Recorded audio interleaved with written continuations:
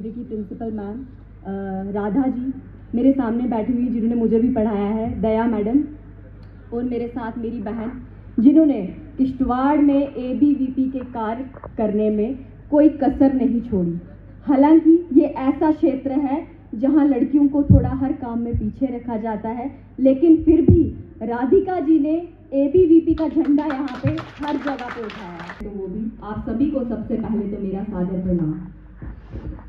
यहाँ पे सभी लोग एबीवीपी से जुड़े हुए हैं, तो आप सभी लोगों को सबसे पहले तो बहुत बहुत बधाई और आप सभी का बहुत बहुत धन्यवाद और आभार कि आप सब लोगों ने मुझे इस कार्यक्रम में आमंत्रण दिया और मेरे को यहाँ पे अपनी बात रखने का एक मौका दिया। मुझे बड़ी खुशी हो रही है कि आज मैं उस कार्यक्रम में मौजूद हूँ जिस कार्यक्रम में मैं उस दौर में भाग लेती थी जब मैं बच्ची थी। आज तो चलो बड़ी हो गई हूँ, लेकिन जब हम एबीवीपी के कार्यकर्ता थे उस टाइम पे हम लोग अपनी आवाज़ को बुलंद करते थे, चाहे वो किश्तवाड़ में हो, चाहे जब मैं यूनिवर्सिटी लेवल पे गई या कॉलेज लेवल पे गई, उस समय में भी हमने अपने क्षेत्र के अपने लोगों की आवाज़ उठाने में कोई कसर नहीं छोड़ी। आज अभी मुझसे पहले मेरे भाई सनक ने बहुत विस्तार पूर्वक बताया कि किस तरह एबीवीपी वालों ने लड़ाई लड़ी है। आज राष्ट्रीय युवा दिवस भी है और एबीवीपी का संस्थापक दिवस भी है, तो इस सब की भी आप सभी छात्रों छात्राओं को बहुत बहुत बधाई। एबीवीपी कोई आम संगठन नहीं है। 1949 में स्टार्ट हुआ ये संगठन आज देश का सबसे बड़ा संगठन के रूप में जाना जाता है।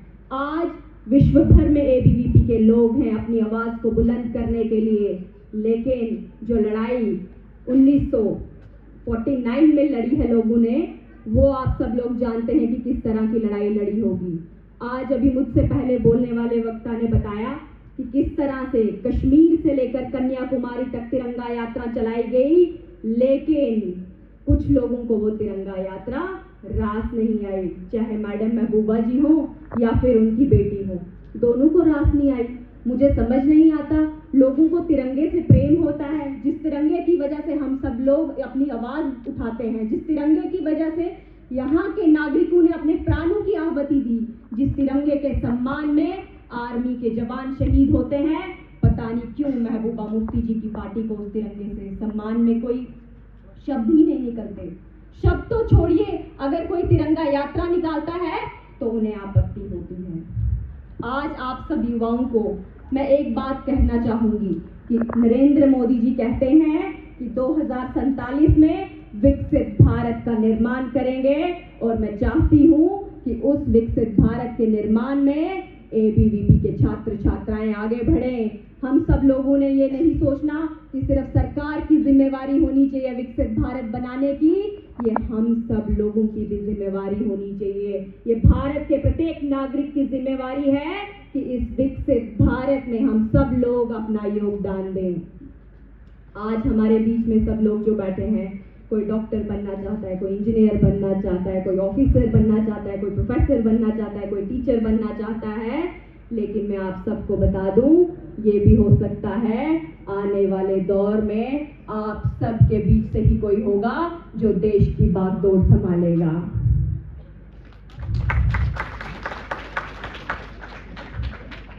एबीवीपी सिर्फ एक विद्यार्थियों का संगठन नहीं, नेतृत्व की पाठशाला है, जहां पे लोग निकलते हैं तो वो देश की धारा, देश की दिशा और देश की दशा को बदलते हैं। शायद ये उन्हीं परिणामों का नतीजा है कि जम्मू में जब हमारे एबीवीपी के लोगों ने लड़ाई लड़ी तो ये उर्दू की बात करने वाले फिर खामोश हो गए।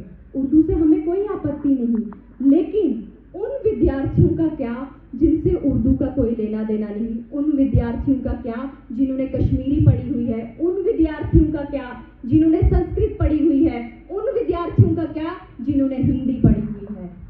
लेकिन मौजूदा सरकार हमेशा से ही बांटने की राजनीति करती आई है और वो यही करते रहेंगे, क्योंकि अब ये उनका स्वभाव बन गया है। लेकिन हमारी खुशकिस्मती है कि हम जम्मू कश्मीर में पैदा हुए, और जो जम्मू कश्मीर में पैदा हुए हैं उन्होंने बचपन से ही लड़ाइयाँ लड़ी हैं। शायद इसी का नतीजा है कि हमें हर चीज के लिए जम्मू कश्मीर में लड़ाई लड़नी पड़ती है, चाहे वो अमरनाथ यात्रा के लिए जमीन हो, चाहे वो नायब तहसीलदार की पोस्टें हो, चाहे वो कॉलेजेस की डिमांड हो, ITI की डिमांड हो, क्योंकि किश्तवाड़ के लोगों ने अपने प्राणों की आहुति देके यहाँ पे डिग्री कॉलेज का निर्माण हुआ है।